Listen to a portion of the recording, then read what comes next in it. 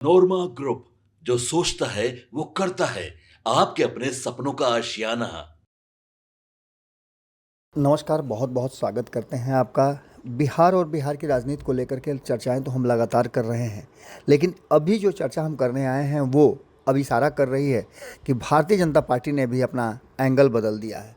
और भारतीय जनता पार्टी के एंगल बदलने से आप समझ सकते हैं कि बिहार की राजनीति और ख़ास करके बात की जाए तो महागठबंधन पर क्या असर पड़ेगा और एनडीए पर क्या असर पड़ेगा।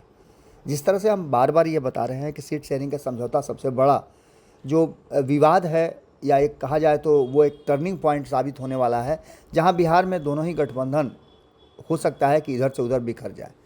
खैर, इन सारी बातों के साथ साथ भाजपा ने अचानक से अपना गियर चेंज कर लिया है और ये बातें कह करके कि ताली एक हाथ से नहीं बजती है, कहीं ना कहीं इस बात की तरफ इशारा कर दिया है कि भारतीय जनता पार्टी कुछ अलग सोच रही है। बिहार में आगामी विधानसभा चुनाव को लेकर के एनडीए में नीतीश कुमार के नेतृत्व में चुनाव लड़ा जाएगा, ये बात तो बार बार भारतीय जनता पार्टी कह रही है, लेकिन अब इस बात को लेकर के आगे की रणनीति और राजनीति आप समझ सकते हैं। हमने आपको 2-3 दिन पहले बताया था कि नीतीश कुमार के साथ जब 2020 में भारतीय जनता पार्टी सत्ता में आई थी तो उसने तारकिशोर प्रसाद को उप मुख्यमंत्री और रेणु देवी को उप मुख्यमंत्री बनाया था अपनी तरफ से। तारकिशोर प्रसाद आज कहाँ हैं, क्या कर रहे हैं, ये आपको अच्छी तरह से पता होगा। तारकिशोर प्रसाद भारतीय जनता पार्टी के बहुत पुराने और वरिष्ठ नेता हैं और इस बीच में आपको बताएं कि कई ऐसी बयान आए हैं जिसमें अलग अलग नेता अपने अपने स्तर से बयान तो दे ही रहे हैं, लेकिन इसी बीच में आपको ये याद होगा कि तारकिशोर प्रसाद बिल्कुल चुप्पी साधे हुए हैं। लेकिन चिराग पासवान के बयान को लेकर के एक बार एनडीए में हड़कंप जरूर मचा था। चिराग ने मुख्यमंत्री और बिहार में चुनाव लड़ने की बात जो की थी, उसको लेकर के काफ़ी चर्चाएं शुरू हो गई थी। उनकी पार्टी की तरफ से तो उनके चुनाव लड़ने का स्थान भी तय कर दिया गया था। अब इन सारी बातों को लेकर के तारकिशोर प्रसाद का बयान आया है और उन्होंने चिराग पासवान को लेकर के एक बड़ी बात कह दी है। उन्होंने इतना ही नहीं, मुकेश सहनी को लेकर के भी उन्होंने बड़ी बात कही है और उन्होंने कहा है कि उनकी वापसी संभव है। इसके साथ साथ उन्होंने पशुपति कुमार पारस को लेकर के भी अपनी चुप्पी तोड़ी है। बिहार में इस साल के अंत में विधानसभा चुनाव होने हैं और एनडीए पूरी मजबूती के साथ इस चुनाव में उतरने वाली है। नीतीश कुमार एक बार फिर एनडीए के लिए मुख्यमंत्री पद का चेहरा होंगे। रविवार को बिहार के पूर्व डिप्टी सीएम तारकिशोर प्रसाद ने एक निजी चैनल से बातचीत के दौरान अपनी बातों को रखा। उन्होंने कहा कि आगामी चुनाव नीतीश कुमार के नेतृत्व में लड़ा जाएगा। आगामी चुनाव नीतीश कुमार के नेतृत्व में लड़ने के साथ साथ उन्होंने ये बात तो स्पष्ट नहीं किया कि नीतीश कुमार ही मुख्यमंत्री होंगे। उन्होंने आगे चिराग पासवान वाले मुद्दे पर भी अपनी चुप्पी तोड़ी है। चिराग पासवान हमारे गठबंधन का अहम हिस्सा है, ये कहते हुए उन्होंने कहा कि हमारी टीम 5 पांडवों की एक पांडव टीम है, हम सभी मिलकर इस महाभारत को जीतेंगे। केंद्रीय नेतृत्व ने तय किया है कि नीतीश कुमार के नेतृत्व में ही चुनाव लड़ा जाएगा। बिहार चुनाव को लेकर के एनडीए की तैयारी पर उन्होंने कहा कि एनडीए के 5 घटक दल बिहार के विकास और लोगों को राज्य के कल्याण के साथ साथ सभी लोगों की भावनाओं को पूरा करेंगे और विकास के कार्यों को किया जाएगा। जन कल्याण और बुनियादी ढांचे के लिए हमने जो सामूहिक प्रयास किया है, सामूहिक काम किया है, वो लोगों को पसंद आया है और लोगों को इस बात का भरोसा भी है कि आगे भी हम निश्चित रूप से ये सारे काम करते रहेंगे। आपको बता दें कि जिस बात को लेकर के लगातार चर्चा चल रही थी चिराग पासवान को लेकर के उन्होंने जो बातें कही है, उन्होंने स्पष्ट कहा है कि वो हमारे टीम का अहम हिस्सा है। चिराग पासवान, आपको पता है कि 2024 के चुनाव में 100% स्ट्राइक देने वाले नेता हैं और इसके साथ साथ आपको बता दें कि सबसे बेहतर प्रदर्शन चिराग पासवान का ही हुआ था। सभी 40 सीटों पर चिराग पासवान ने जम करके चुनाव प्रचार भी किया था और प्रधानमंत्री नरेंद्र मोदी के सबसे भरोसेमंद एलाइज पार्टनर भी हैं, क्योंकि आपको याद होगा कि 2019 में भले ही उनको एनडीए से बाहर कर दिया गया हो, माफ़ कीजिएगा 2020 में भले ही एनडीए से बाहर कर दिया गया हो, लेकिन 2019 में भी वो बड़ी मजबूती के साथ चुनाव लड़े थे और 2020 में अलग चुनाव लड़ने के बाद भी उन्होंने भारतीय जनता पार्टी के साथ भले ही अलग चुनाव लड़े हों, एनडीए से अलग हो गए हों, लेकिन नरेंद्र मोदी का हनुमान है, ये बात उन्होंने शुरू से कही है और इस बात पर वो टिके भी रहे। 2021 में जब उनकी पार्टी टूटी और एनडीए से उनको बाहर होना पड़ा, यानी कि उनकी पार्टी को बाहर होना पड़ा, उनकी पार्टी का अस्तित्व ही समाप्त हो गया, तो 2 पार्टियों का नाम आया, एक पशुपति कुमार पारस और दूसरा चिराग पासवान के नाम से रजिस्टर्ड हुई। चिराग पासवान पशुपति कुमार पारस के 5 सांसद उनके मंत्री बनने के बाद भी नरेंद्र मोदी के साथ जुड़े रहे। उन्होंने हमेशा से ये बात कही कि वो नरेंद्र मोदी के हनुमान हैं और वो एनडीए का हिस्सा है। जब जब एनडीए को ज़रूरत महसूस हुई, हम कई बार आपको बता चुके हैं कि चाहे वो उपचुनाव हो या कोई भी चुनाव हो, भारतीय जनता पार्टी ने बार बार चिराग पासवान को खोजा है। जिन जिन सीटों पर भारतीय जनता पार्टी चुनाव लड़ी, उन सीटों पर जाकर के चुनाव प्रचार किया चिराग पासवान ने, और नरेंद्र मोदी को लेट डाउन नहीं किया, बल्कि उस जगह उन्होंने चुनाव जितवाया भी। इन सारी बातों को लेकर के लगातार ट्रस्ट में रहे हैं चिराग पासवान, और यही कारण है कि चिराग पासवान को लेकर के भारतीय जनता पार्टी भी काफ़ी एग्रेसिव रहती है।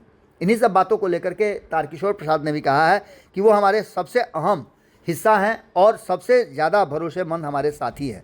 बिहार चुनाव को लेकर के अपनी भूमिका के बारे में उन्होंने कहा कि हम भाजपा के कार्यकर्ता रहे हैं, मैं उप मुख्यमंत्री रहा हूं, पार्टी जब विधानसभा का चुनाव लड़ेगी तो हमारे जैसे कार्यकर्ताओं की भूमिका बड़ी हो जाएगी।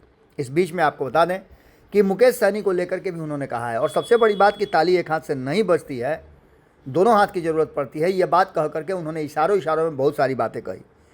बिहार में पाकिस्तानी नागरिकों को लेकर के 27 अप्रैल की समय सीमा से पहले भेजे जाने का पूर्व डिप्टी सीएम ने कहा कि इस तरह के संवेदनशील मुद्दों पर एनडीए की सरकार को फैसला लेगी, उसका बिहार की सरकार भी पालन करेगी।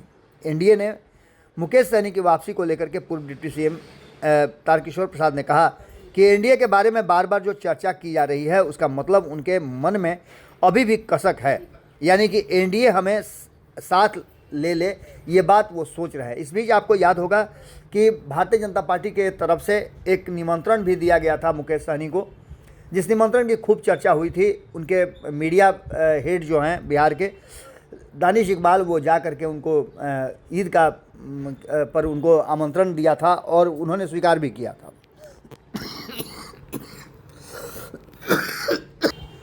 उसके बाद फिर चर्चा हुई थी और खूब चर्चा हुई कि आ रहे हैं मुकेश सहनी एनडीए की तरफ। उन्होंने, हालांकि वो तो नहीं गए, लेकिन उसके बाद काफ़ी कुछ बिहार की राजनीति में हुआ। अब ऐसी स्थिति में आप समझ सकते हैं कि जो वर्तमान परिस्थिति बनी है और एनडीए में सीट शेयरिंग का समझौता नहीं हुआ है, तो एक हाथ से ताली बजने का मतलब क्या होता है। इसी बीच में आपको बता दें कि जब उनसे सवाल पूछा गया पशुपति पारस के इंडी अलायंस में शामिल होने की बात करने, और अभी तक उनको पूछा नहीं जा रहा है, इस पर भी उन्होंने कहा कि इंडी अलायंस की स्थिति क्या है यह किसी से छिपी नहीं है। हम पशुपति कुमार पारस का सम्मान करते हैं, हम तो चाहते हैं कि वह एनडीए के साथ रहें, उनका भविष्य इंडी अलायंस में बिल्कुल नहीं है। यानी कि सीधी तौर पे आप समझ सकते हैं कि एक बार फिर से ये ताली एक हाथ से नहीं बजने वाली बात दो तरफा हो गई है। वहीं आपको बता दें कि नीतीश कुमार को लेकर के और नीतीश कुमार के मुख्यमंत्री बनने को लेकर के भी एक बार तारकिशोर प्रसाद ने चुप्पी साध ली है। सीधी तौर पे आप समझ सकते हैं कि तारकिशोर प्रसाद को लगभग 2 साल के आसपास नीतीश कुमार के साथ नंबर 2 की कुर्सी पर बैठ करके काम करने का मौका मिला है, और तारकिशोर प्रसाद की बात को इसी तरह से आप नहीं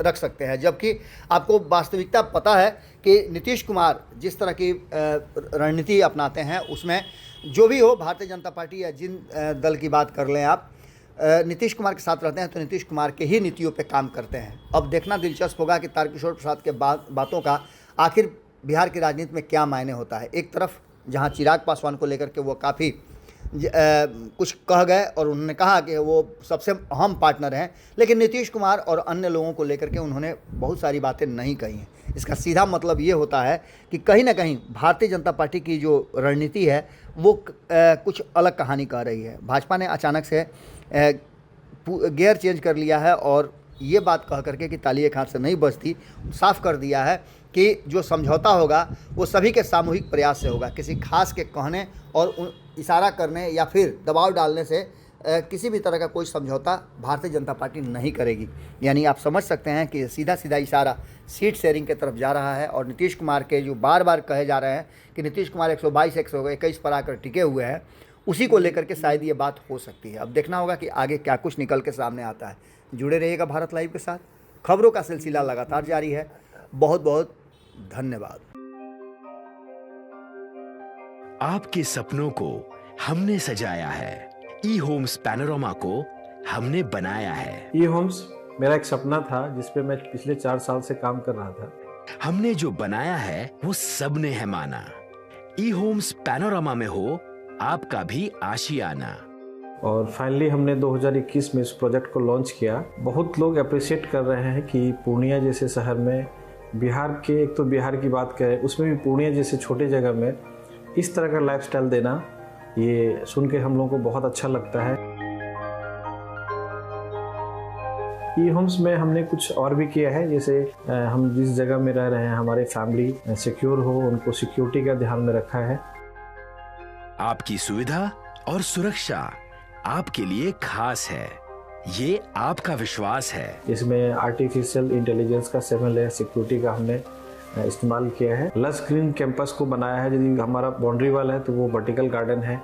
ये जितनी भी फैसिलिटी होता है एक इंटरनेशनल टाउनशिप में ई होम्स है, ये हम लोग विश्वास नहीं कर पा रहे हैं। जो भी हमारे मित्र दोस्त या जो भी हमारे बाहर के बाहर आते हैं तो हम लोगों को बहुत अच्छा सुनने को मिलता है और बहुत अच्छा क्रेडिट मिल रहा है। वो सारा हमने सिर्फ एक बिल्डिंग नहीं बनाया, हमें एक बहुत अच्छा लाइफस्टाइल दिया ई होम्स में, और मेरा एक सपना था जिसको मैं आज फुलफिल होते हुए देख पा रहा हूँ। ये आपका आवास है। ई होम्स पैनोरामा में अब आपका निवास है। E Homes Panorama, luxurious lifestyle redefined. Panorama group, जो सोचता है वो करता है। अगर ये वीडियो पसंद आई और वह बिहार के राजनीति और बिहारियत से सरोकार रखेनी तो सब्सक्राइब बटन दबा के चैनल के सब्सक्राइब कर ली। ओजे एगो घंटी बा, ओकरा बटन दबा देला से कुल सटीक और मारक खबर रुआ मुफ्त में मिल जाई। अगर रुआ पत्रकारिता के हमनी के नया प्रयोग में सहयोग कर चाहतानी तो ज्वाइन बटन दबा दी।